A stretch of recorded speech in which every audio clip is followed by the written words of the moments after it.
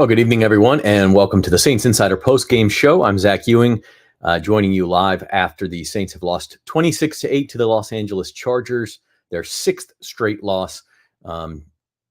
Joining you live here from home, obviously, after the Saints lose out in LA in their first afternoon window game of the season. As always, we welcome your comments, your questions. We'll have Jeff Duncan on here in just a few minutes, and then possibly joined by our beat writers out in LA, Luke Johnson and Matthew Paris. We'll show you your comments and questions on the screen. All we ask is that you keep it clean. As always, T Mama says we were in SoFi and they look worse. Didn't look good today. They did not look good today. The offense especially looked just terrible for the Saints. I thought the defense looked marginally better. We'll talk about that. Still a lot of big plays they gave up. In key moments. Ladd McConkey had a 60-yard touchdown catch and run that was really kind of a backbreaker. But ultimately, like, I thought the defense probably did enough to win this game under normal circumstances, just not with an offense that's just not functioning properly. Going to see lots of comments like this. Kevin, I said it for 4 weeks now. Tear it down and start over.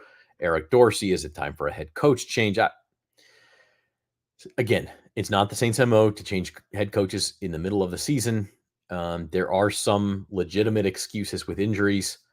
I don't know how much you all care about that at this point. Derek Carr is expected to be back for next week's game at Carolina, but the Saints are 2-6 now. They've lost 6 straight games. It's their longest losing streak since Hurricane Katrina. And I don't know how much. I mean, Derek Carr is going to help the offense. He might help them win some games. But at this point, you're 3 games behind the Atlanta Falcons in the division. You start to look at the landscape and say, the Saints have 9 games left. Do they have to win? They have to win probably at least 7 of them to even have any chance of thinking about playoffs. They probably need to win 8 of them. And I know a lot of you are doing the Jim Mora right now. It's playoffs. Yeah, you can't talk about playoffs. You just can't. So 2-6 and 6 straight losses. The Saints out in California, and they have to turn around and go to the East Coast next week and play the Carolina Panthers, probably the only team in the league that's playing worse than them right now. So, maybe a chance to get in the win column, come home, play Atlanta. If you win that one, you're 4-6, and you see what the division standings look like. But at this point, it's hard to focus on anything but what the Saints look like. So yeah, it's tough right now. There's no doubt it's tough right now. And I don't know where you look for hope.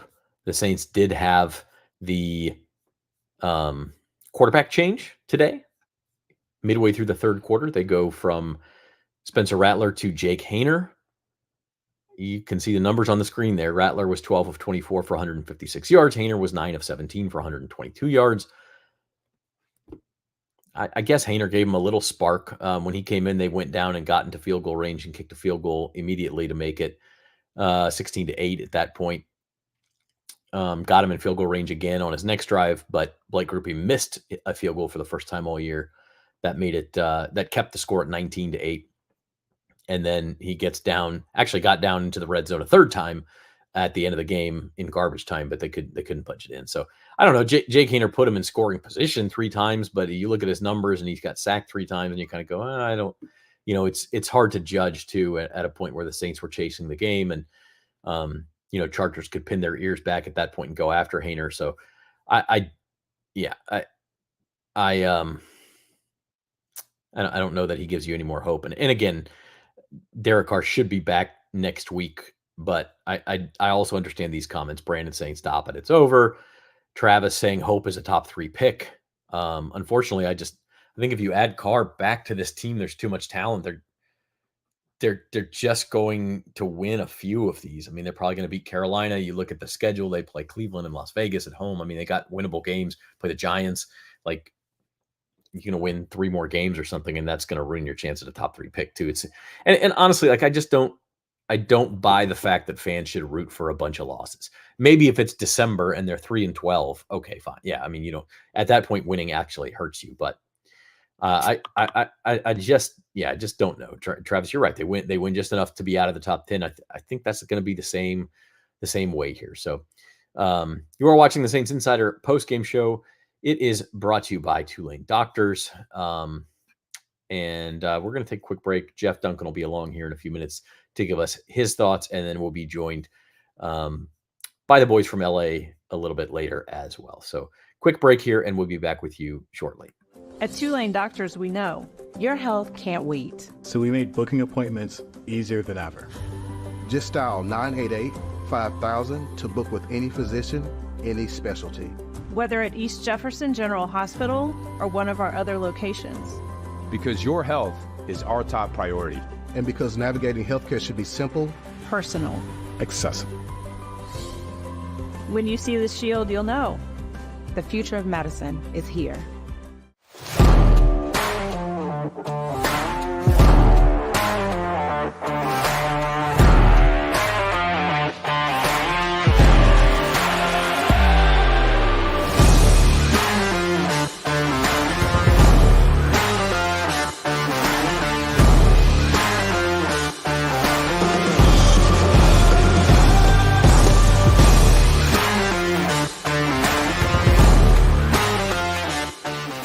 There's no better place to parlay than Caesars Sportsbook.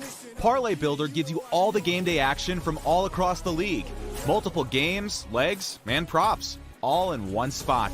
It's so quick and easy, you can keep your focus on the games and your nachos.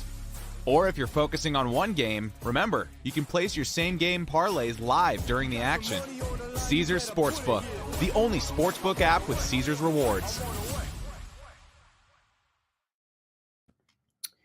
All right, guys, back on the Saints Insider post-game show, continuing to roll with your comments after the Saints 26-8 loss to the LA Chargers. Saints managed just 2 field goals on offense. They opened the game with a safety, of all things. They stopped the Chargers 3 and out in a bad punt snap. Actually, it was the Chargers' second drive. They were both 3 and outs. But a bad punt snap, J.K. Scott couldn't get it for the Saints, and it almost was a Saints touchdown. They almost got to the ball in the end zone first. And it makes you wonder, like, how could this game have been different if the Saints go up 7-0 instead of just 2-0 and they force the Chargers to play from behind immediately? Ultimately, I don't know. They couldn't move the ball. I don't know how much it changes, but Taysom Hill knocked the ball out of the end zone instead of letting the Chargers recover, and he does get the safety for his team. So it's 2-0 Saints. And that was the only scoring until late in the first quarter. And the Chargers get a Cameron Dicker field goal to cut the lead to 3-2. Actually, that was actually the first play of the second quarter. It's just checking. So the Chargers were in field goal range. The Saints actually led this game 2-0 after a quarter. Cameron Dicker gets the field goal. That was a 46-yarder, and it stayed 3-2 until 1:37 left in the second quarter. This was an 8-minute touchdown drive by the LA Chargers, and it was capped by a J.K. Dobbins touchdown run. Dicker missed the extra point. So after the 8-minute, 95-yard touchdown drive, the Chargers missed the extra point. They go up 9-2. The Saints did get a field goal, the only scoring drive, led by Spencer Rattler to end the first half. Blake Grupe's field goal from 43 yards, from 40 yards, made it 9-5. And then in the third quarter, I mentioned this earlier, Ladd McConkey's 60-yard touchdown catch and run, just really a nice play by McConkey. I mean, at some point you have to tip your cap. Alontae Taylor had pretty tight coverage on the play. McConkey just high-pointed the ball, kind of stepped out of Taylor's tackle, and then outran everybody and got to the end zone, a 60-yard touchdown. That made it 16-5. And at that point, it just seems like it's too big of a mountain for this offense to climb. And it was. Jake Haener came in. I mentioned he led a field goal drive, a 43-yard Grupe field goal. Cameron Dicker answers with a field goal for the Chargers. It's 19-8. Haener leads the offense back into field goal range. This time Grupe misses it, and that's the point where, okay, this game is over. There was like 6:45 left. Had Haener made it, had Grupe made it, it's still a one-possession game technically, but he missed. It's 19-8. Chargers go down, get another Ladd McConkey touchdown to make it 26-8, and then Haener down gets a goal-to-go situation, but they can't ultimately score at the end, and that is the final score. So the only drama at the end was if you had bet on the over-under, which I think was 40.5. And a touchdown there for the Saints would have made some people upset and some people happy. But Saints fans just going to be upset. Period. Period. Looking at some of your comments, people can keep making excuses why the Saints going to keep Dennis Allen and why Mickey wants us to look beyond the results. The results are losing 6 games in a row. That is true. 6 games in a row is 6 games in a row, and it's hard to defend that at some point. Lots of comments about Mickey Loomis and DA, and to be understood after a dreary 6-game losing streak, 3rd straight loss now by 18 plus points. And with that, we're going to bring on Times-Picayune, NOLA.com columnist Jeff Duncan. Jeff joins us from his New Orleans home, and he watched it with the rest of you. So let's get his thoughts. Jeff, 26-8 Chargers beat the Saints, 6 losses in a row for the New Orleans team. Just finding new lows every week, I guess.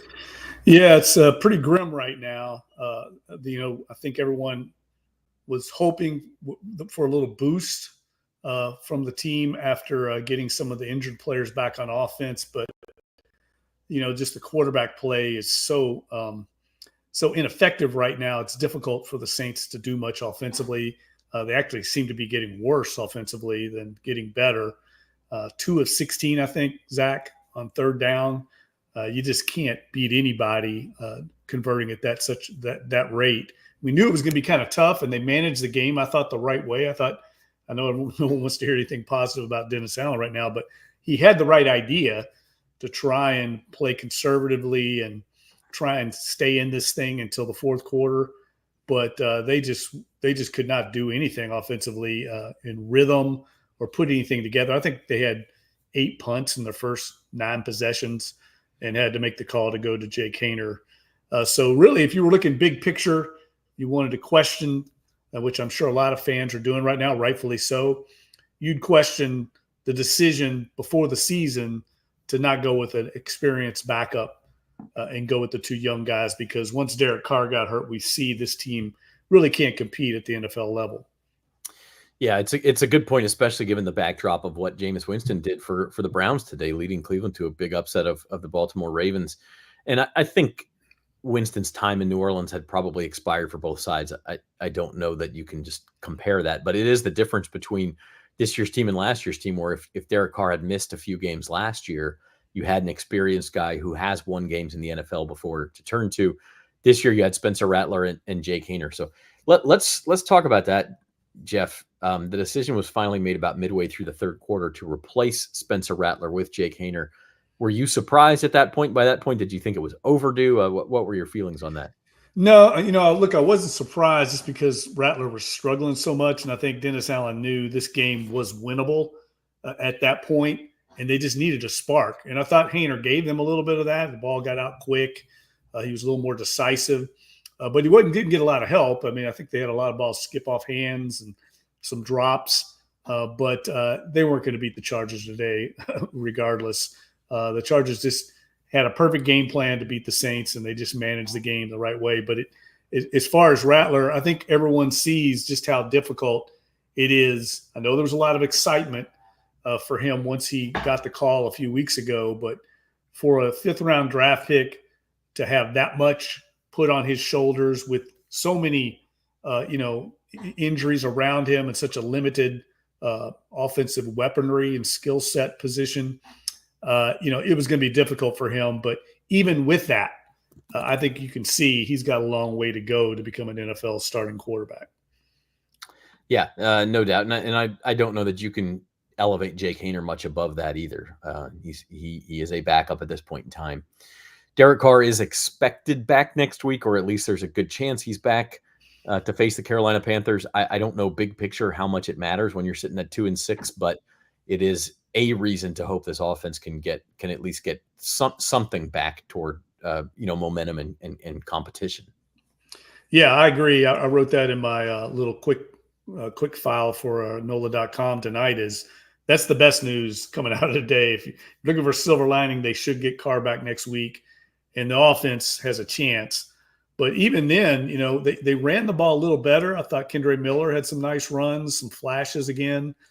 They were able to put some things together a little bit on the ground, but it was just in sputters. And once they were forced to go to the air in the passing game, everything was breaking down. It wasn't always just the quarterback, Zach. They had a lot of holding calls up front. They had some drops, like I said. Guys just not on the same page with the quarterback and the receivers. Just an ineffective passing attack that is kind of what you would expect with some inexperience at the quarterback position. But again, that goes to the bigger picture. You put yourself in this position by having inexperience at the quarterback. And, man, it just showed really badly today against a Chargers team that was beatable. That was a beatable team today. Yeah. And I was saying before you came on the air, the Saints took a 2-0 lead, and I thought their defense played better. We saw better effort. We saw better communication, all of that, especially in the first half. They started the game with 2 3-and-outs. They get the special teams play, the safety, but they did still give up a couple of big plays that were really backbreakers. They gave up the long 95-yard touchdown drive in the second quarter, and then a 60-yard touchdown pass to McConkey, and later a 45-yard pass that set up a field goal. And there were just enough cracks there to where you needed the defense to basically pitch a perfect game, and they couldn't do it.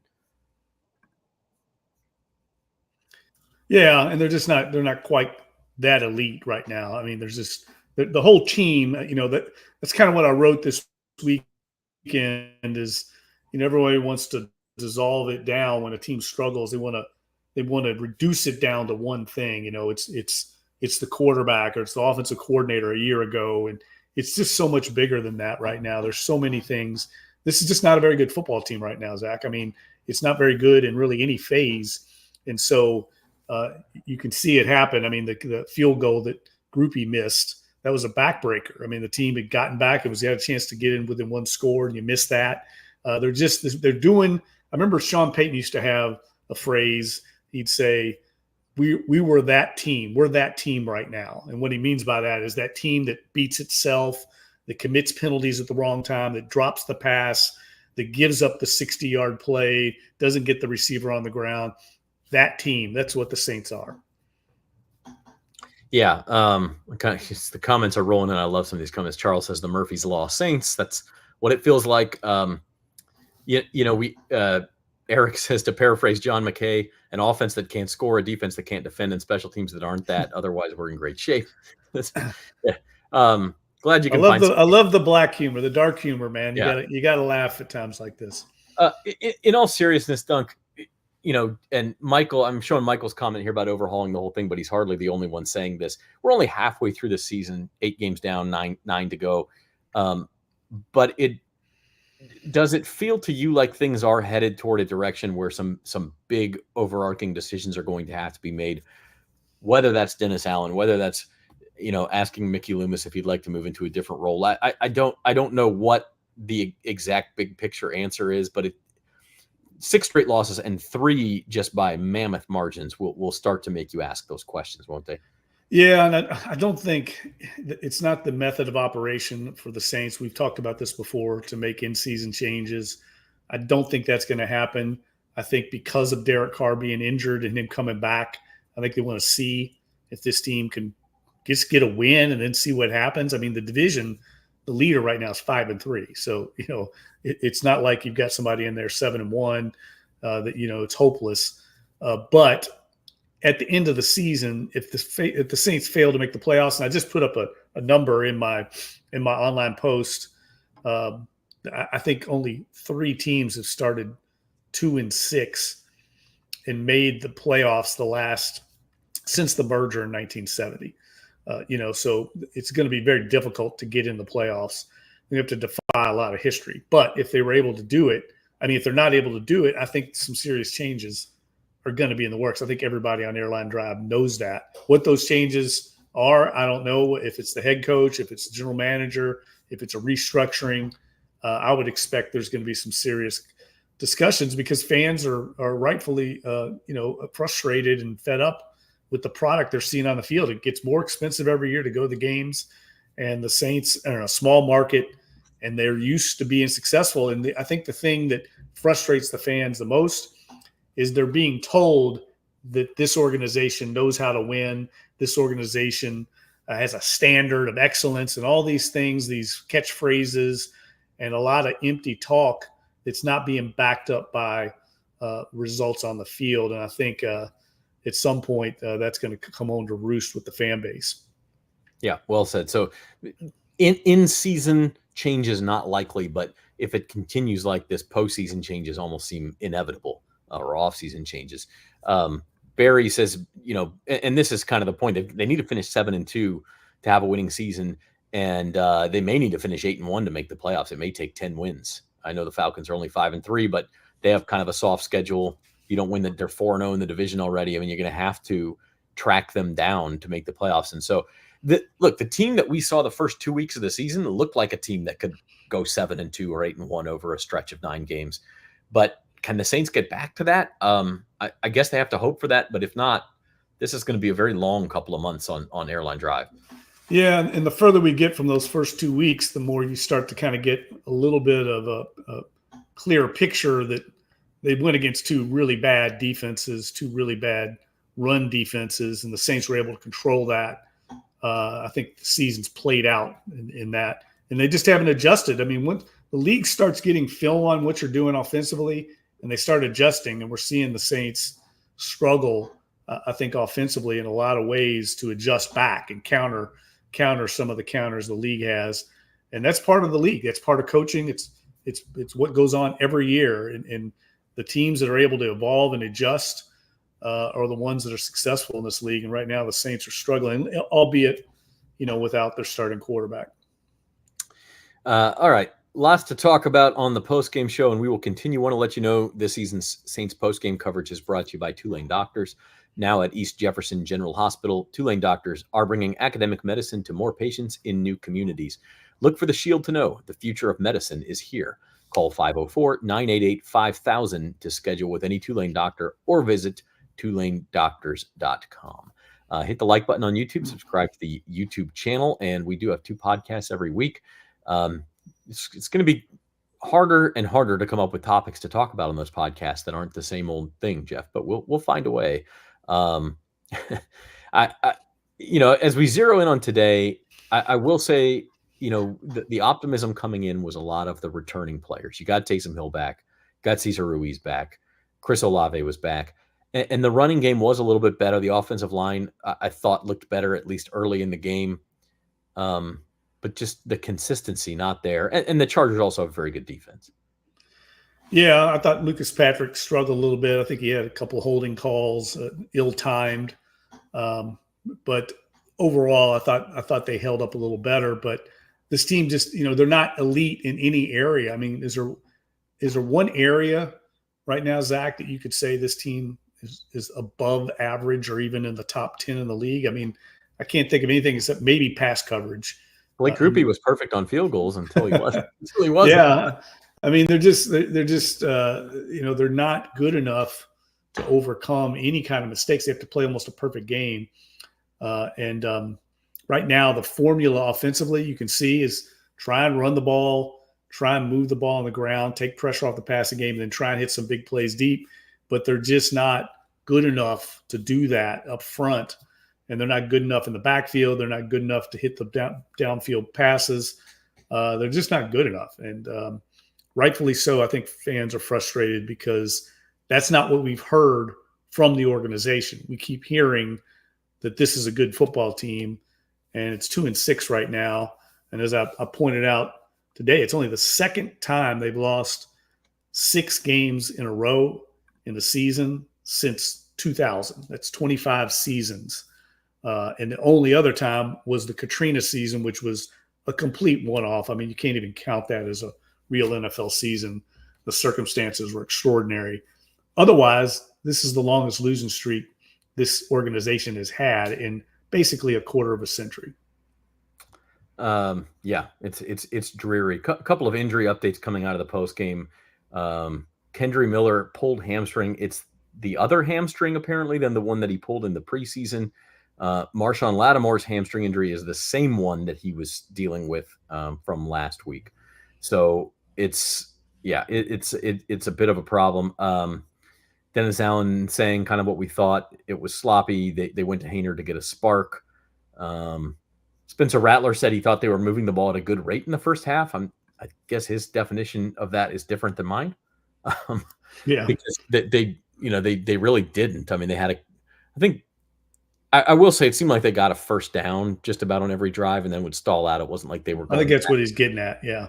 I think they didn't have really any 3 and outs, and they were kind of controlling the field position, keeping the Chargers bottled up. And then they gave up that massive drive, and let things out, kind of let the cat out of the bag there. But I still felt like they were managing it right. They were in the game. Even when they were down 11, I was like, man, if they could just get one more score here, puts a little game pressure on the Chargers, and they missed the field goal. So, I mean, they can't afford that. They can't afford those kind of mistakes. They can't afford to give up a 60-yard catch and run. I pointed out this week, I mean, and you know this, I mean, they entered the game with the most yards after catch in the NFL. Zach, it's not even close. I think they've given up 1,150 yards after the catch, and the next team is well over 100, 200-something yards less, and then they give up a 60-yard catch and run where nobody can get McConkey on the ground. These things, that's the defense, right? That's supposed to be the strength of the team, and certainly doesn't play that way in that department. Yeah. I don't know how many. I assume most people watched it, but if you were too upset about the Saints and flipped the TV off, the one good piece of news for Louisiana fans after in the afternoon window was Jaden Daniels' Hail Mary for the Commanders to beat the Bears. I did want to mention that. Another great day for Jaden Daniels. And, you look around the league at some of these young quarterbacks and the spark they can bring to a really, moribund franchise like Washington, or last year it was CJ Stroud in Houston. It's tempting. And I think that's what we see with Spencer Rattler sometimes, is that the hope is like, man, this is the guy to lead us into the promised land out of the desert. But it's not that easy, is it? It's not. I mean, you also see first round quarterbacks drafted every year who end up like Zach Wilson, or I'm blanking on his name now, in San Francisco, who never even really got a chance. Oh, Trey Lance. So it's not that easy, and the Saints cap situation makes it more difficult. And it's a difficult place to be. It's kind of like this NFL purgatory, and the Saints find themselves in it, where they're just sort of searching for answers and trying to eke out wins every week, and it's going the wrong direction. Yeah, and I tell people a lot, because I get asked all the time, Zach, like, what's wrong? What do you think it is? And really, I just think it's much bigger than just Dennis Allen. I think it's bigger than just the quarterback. I know we want to reduce it down, but there's just so many things. The cap management, we talked earlier about the decision to go to inexperienced backup quarterbacks. Well, that's partly done because they're in such bad cap shape. They can't afford to invest in a veteran backup right now, like a Jameis Winston. They have to go cheap somewhere to make the books work. And so you end up going with young guys that are cheap on the payroll, and you got to hope Derek Carr stays healthy. And you see what happens when hope's a strategy. It's not a strategy. And you get the worst thing that could happen, Derek Carr getting hurt. That's because of your cap management.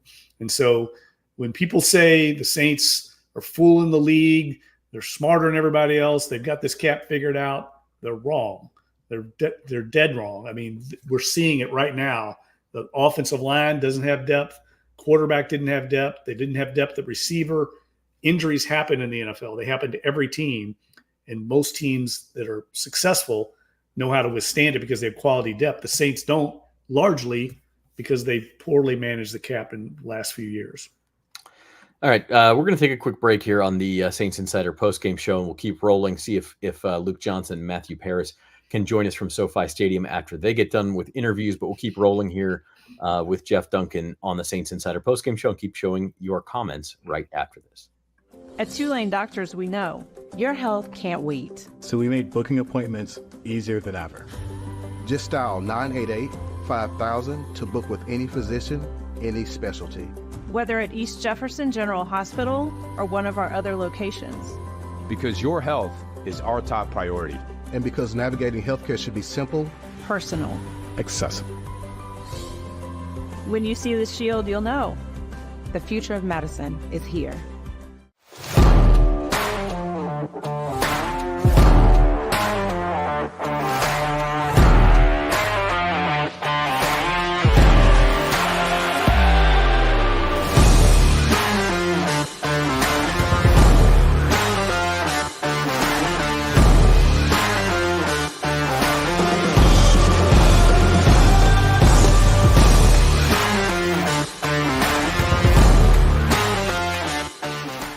There's no better place to parlay than Caesars Sportsbook. Parlay Builder gives you all the game day action from all across the league. Multiple games, legs, and props, all in one spot. It's so quick and easy, you can keep your focus on the games and your nachos. Or if you're focusing on one game, remember, you can place your same game parlays live during the action. Caesars Sportsbook, the only sportsbook app with Caesars rewards. All right, Zach Ewing, Jeff Duncan back with you on the Saints Insider post-game show. It's brought to you by Tulane Doctors. Awaiting visits from Luke Johnson and Matthew Paris if they can. It's a deadline game, these afternoon games, so we'll see if they can hop on for just a few minutes. Wanted to look through some stats here. Jeff, Alvin Kamara, 10 carries, 67 yards. He also had 6 catches for 55 yards. Really good day for Alvin, his first game after getting that contract extension. He showed some burst. You know, as a team, the Saints actually ran the ball for 5.6 yards a carry. So that's a positive. And they were able to throw, if you take away the sack yardage, actually 281 yards through the air. Then they lost 32 yards on sacks. So they did show some signs of being able to move the ball. And it's a weird game because of penalties and sacks. It seems like things would just stall out once they got going. But I know people don't want to hear positives right now, but I thought Alvin Kamara looked pretty good. They were able to limit his touches. Taysom Hill came out and did a few things. Chris Olave, 8 catches, 107 yards. Like, they didn't look totally incompetent out there, which is crazy to say with a 26-8 scoreline.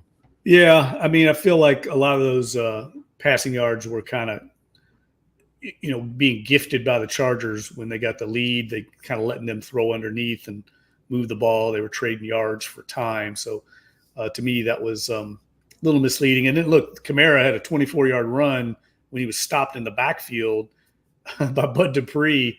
And I don't know what they were doing. They were trying to tackle the ball, like 3 different guys tried to tackle the ball. And he ends up getting that's the longest run he's had in 2 years, that play. And he was stopped in the backfield. Otherwise, he didn't really, I think, do a whole lot in the running game other than that run. So I don't know. It's a little misleading to me. I thought the struggles are indicative of a bad team in that you have penalties at the wrong time, you have drops at the wrong time. I thought the play calling was okay. I didn't notice anything that I thought was terribly bad in that regard. But without competent quarterback play, you're just not going to compete against the Chargers team that, let's face it, came in kind of salty after losing to Arizona in a game that they outplayed them. But I didn't think the Chargers played all that great either. I mean, they were really banged up themselves, very limited offensively, and they still managed to, put up enough points to win the game. Yeah, you bring up a good point because we mentioned this on the podcast on Friday, but this was the maximum outside of a bye week, the maximum rest for a team versus the minimum rest. Saints coming off a Thursday night game, Chargers coming off a Monday night game, and so you should have an advantage in some of the more physical aspects of the game. You should be fresher. You should be, able to control the line of scrimmage. So to a certain extent, the Saints were able to do that, but just not enough to keep this a close game. Corey has an interesting comment here. It's I'm not going to read the whole thing, but it says jump the gun with Clint Kubiak. He was an offensive coordinator for 1 season. You mentioned you thought the play calling was okay, but the bloom is definitely off of the Kubiak rose.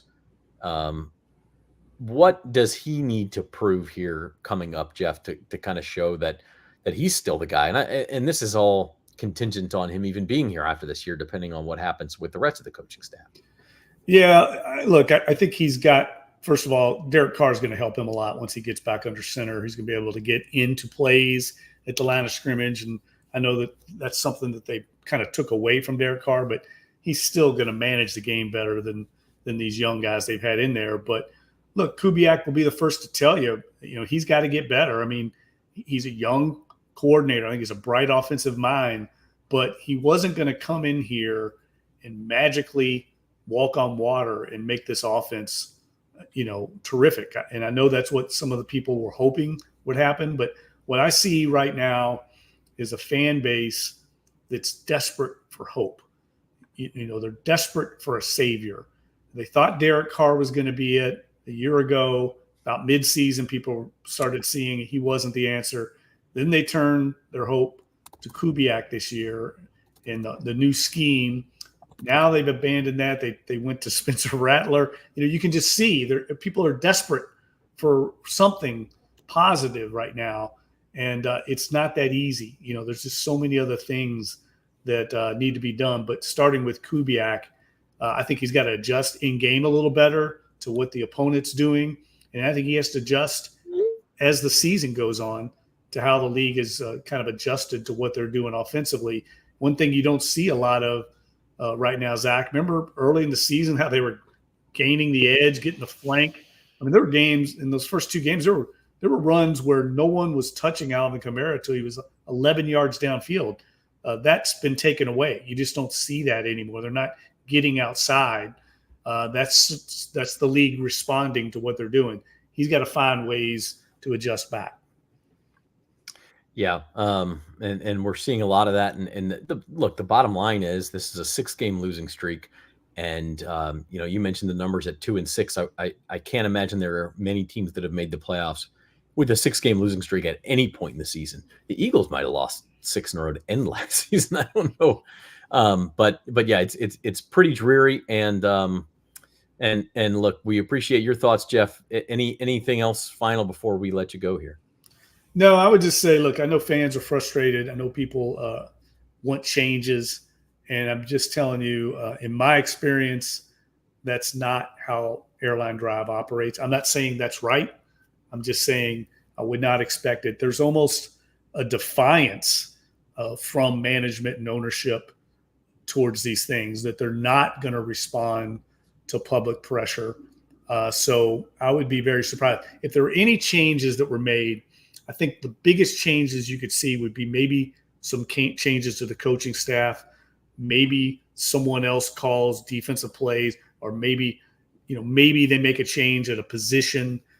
That would be the biggest change I think you're going to see. This is a conservative organization in general, and they just don't respond that way, especially mid-season. They got Carolina coming up next. That's a winnable game. And then I think we see what happens from there. But I wouldn't expect any changes, at least not to the head coach, until the end of the season. All right. He's Jeff Duncan. You can read his opinion anytime at NOLA.com/Saints. Jeff, thanks for joining us. All right, Zach. All right. That's Jeff Duncan. We'll bring on Luke Johnson. He's live from SoFi Stadium in Southern California after visiting Saints locker room, Saints interviews. Luke, Saints lose this one 26-8, their 6th straight loss. What was the locker room like? Oh, it wasn't good. There weren't a lot of guys in there to talk, and the guys who were in there are pretty upset. And frankly, they should be upset. It was a pretty bad game. We were talking about a team that we were maybe thinking could find some new life offensively with 4 injured starters returning to the lineup, guys like Taysom Hill, Chris Olave, really important guys. And, they really couldn't overcome their own mistakes in this one, putting themselves into a lot of 3rd and long situations, sort of stuff that doesn't help the team out generally, the quarterback. 8 points, not going to win you many games. Certainly wasn't going to win this one. No, absolutely not. And I think, again, just maybe some more positive signs today, but not enough anywhere. I mean, we saw the running game get going a bit. We saw the defense improve, but there were also times when those units failed too. So how about the quarterback change from Spencer Rattler to Jake Haener? What were some of the comments about that? Well, I think Dennis just said they wanted a spark. It wasn't really good enough with Rattler. They punted on 8 of the 9 possessions he had in the football game. So they wanted to see what Jake Haener could do with it, and Jake was marginally better. But this is not a team that where marginal improvement is going to result in much in terms of wins and losses. They need a lot more, and it just wasn't good enough offensively. And I think that you could say that across the board. Even though the run game did get going, they ran for 117 yards, and 30% of that came on 2 plays, 2 big Alvin Kamara runs. So it's tough. It was tough watching it today. Yeah, no doubt about it. Saints opened the game with a safety on special teams. They take a 2-0 lead, and kind of seems like they have some juice. And I thought the defense played really well for about a quarter and a half, and then that second quarter drive by the Chargers, they go 15 plays, Was it 15 plays, 95 yards, over 15 plays, 90 yards. Took 90. more than half the quarter to convert it. Just a backbreaker. Yeah, I think so. Well, but even then, it was still, I think it was still a 1-score game at that point, or I guess it was a 9-2, 9-point lead, a 9-point lead. So it was still manageable. Like it was, they were still in the game. And then I think Hainer came in shortly thereafter and made it a 1-score game again with the field goal drive. They're still in the game, But I think when you're asking the defense to do is, when they finally start playing a little bit better than they have been, is then you're asking them to pick up the slack for the offense, and it's just like they're just constantly either getting blown out or playing on these really, really thin margins, and it's no way to win a football game. And the explosives I thought today were, that was the worst part of the game. And I asked Dennis Allen about it afterwards, and he was like, well, the one where Josh Palmer, I think it went for 40 yards, it set up a field goal. That one was like a busted coverage. That was like Kool-Aid McKinstry not playing the call right. But then like the 60-yard touchdown to Lab McConkey, it was just, he beat Alante one-on-one and pretty good coverage, and then made a play with the ball afterwards. But like those big types of plays are what has kind of consistently killed the Saints. Yeah, 100%. He's Luke Johnson joining us live from SoFi Stadium after the Saints 26-8 loss to the Chargers. This is the Saints Insider postgame show. Luke, let's go big picture. I'm sure you heard us talking to Dunk there at the end, but 6 straight losses, 2-6. The Saints are hoping they get Derek Carr back next week. They play the worst team in the league in Carolina. Maybe it's a chance to get back on the right track, but what does that mean at this point? I guess is the better question. Yeah, a lot of teams looking at the Saints in their schedule right now saying we get one of the worst teams in the NFL in the Saints. It's 2 bad teams right now. So yeah, like Saints could go out and snap it next week against the Panthers, and that means they're 3-6. They're still 3 games under 500. And they've got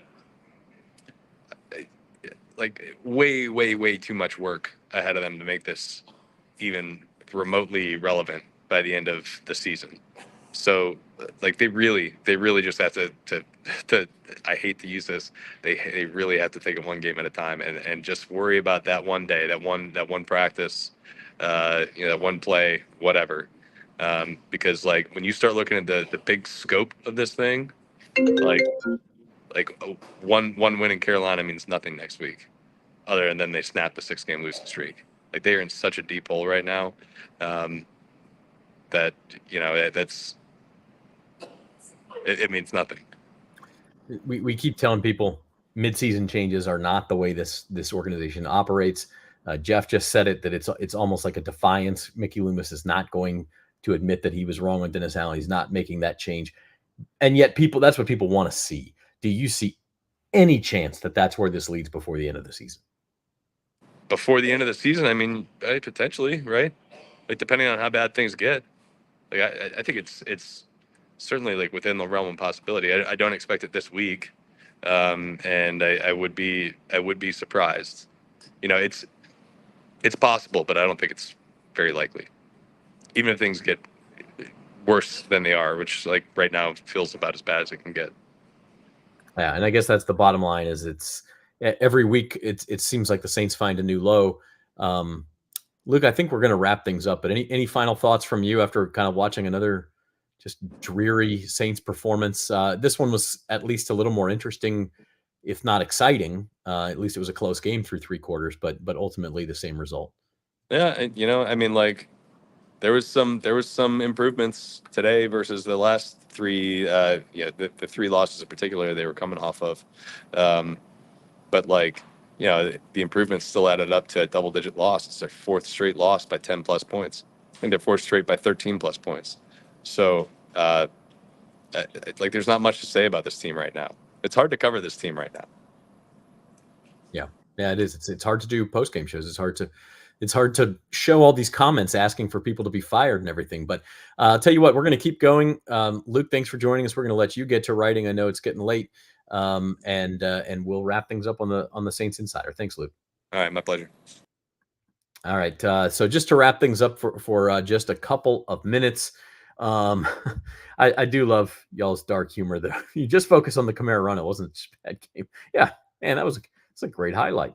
Busted through about four tacklers at the line of scrimmage, and I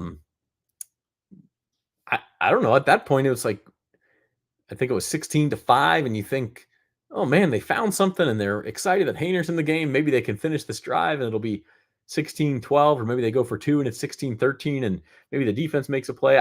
One thing they were missing was turnovers. The defense, as bad as it's been for most of the season now, was at least getting turnovers. They haven't done that the last 2 weeks. They didn't do that against Bo Nix and the Broncos. They didn't do that today, and they really could have used a couple of them. Could have changed the game. They did get the safety, I guess, is kind of half counts as a turnover early in the game, but couldn't turn that into a touchdown. Couldn't capitalize on the momentum from that safety. Had good field position after that and weren't able to add to the lead. It stayed 2-0. And the Chargers ultimately kick a field goal to go up 3-2 in the first play of the second quarter and never trailed again. Got the touchdown to make it 9-2, is 9-5 at halftime, then hit the big play to make it 16-5 in the third quarter. Eugene says we keep talking about Carr. He's not going to help as it's not mobile. I mean, I'm not saying Carr is the cure-all, Eugene, and that he's going to fix everything. He's certainly better than what the Saints have had at quarterback the last 3 weeks now with Spencer Rattler and Jake Hayner. And I think if there's any chance this team makes a run and gets back in contention, it has to be with Derek Carr. But no, Derek Carr's never won a playoff game. He's not Patrick Mahomes, who's going to go in there and save. And by the way Mahomes is playing, he needs a great defense to win games too, and they are. But yeah, it's not good. It is not good, and I think we're just going to leave things there. We appreciate all the comments, all the participation, and I know it's a dark time for Saints fans. All you can do is suit them up and play the next week, and they have Carolina next week. We will have Saints Insider podcasts coming to you on Wednesday and Friday.